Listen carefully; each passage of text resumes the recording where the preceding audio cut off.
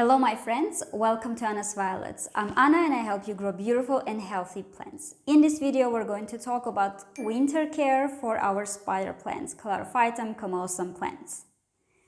Well, as you know, in winter our plants suffer a lot, and I guess it's the most challenging period of the year for them because they don't have enough light. That's a huge issue, and also the temperatures drop, and also with the watering we have some issues. So I decided to make this video for you, even though this plant is one of the best plants for beginners, especially because it's growing pretty fast and it doesn't really need a lot of care like orchids do or some other plants. So it's very easy to grow, but even this plant suffers a lot in winter. And I'm going to tell you some care tips for the winter and also why these plants suffer in winter, how we can improve the conditions for them. Well, let's start from the fertilizing, because I believe that some people keep fertilizing their plants even in winter. However, remember that not all plants like to be fertilized in winter because the temperatures drop and also they don't really have enough light to grow faster. So their growth in general is a little bit slower in the winter season.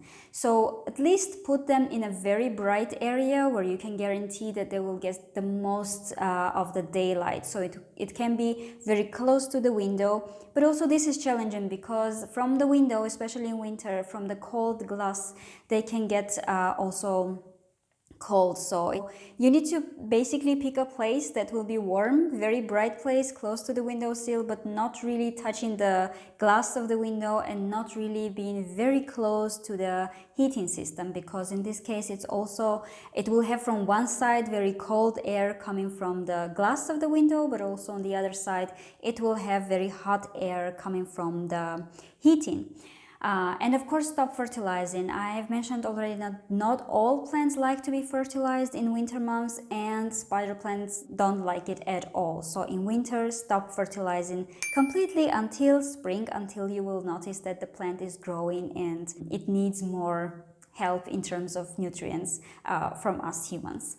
And also you can notice that even though some leaves are very thick and they're standing like this, they're very they're very firm and they're very strong, but other leaves can get a little bit leggy and then can bend from the middle and basically can break. So I cannot do anything here because it's already broken. I can at least maybe help it stay like this, but also this one I feel that it's gonna break. So from time to time I'm just trying to kind of straighten them, but this is due to the lack of light, because in winter, especially here in my area, we don't even see the sun for weeks, and I don't use any special light for this plant, so it suffers a lot. Number one, of course, put in a bright and warm place and stop fertilizing as the second. And also what we can do is, of course, I haven't mentioned, but you can also use some other additional light for your plants. It really depends how much of daylight they see. If it's just 2-3 hours, 4 hours, that's definitely not enough for our plants. And you can maybe use some additional lamps, grow lights for your plants to help them survive and not be very damaged in the winter months until we will come back to the springtime. And as for watering, of course, watering is always a problem, but especially in winter and especially for our spider plants, reduce watering a lot, because you will notice that with less watering they will even grow better and survive the winter a bit better.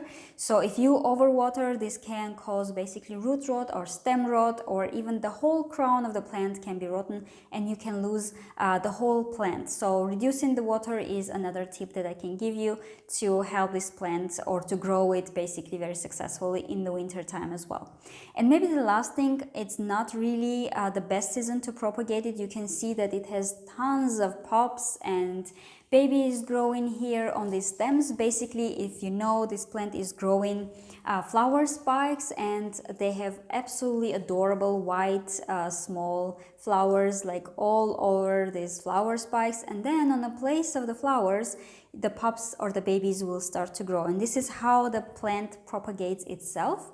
However, in winter I would not recommend you propagating this plant, even though you may have all these pups still growing from the summer and autumn, because in winter you will notice that even the pups will not grow roots. However, in summer, in spring, they grow roots, air roots and aerial roots, and it will be easier for you just to cut them and plant them and propagate them.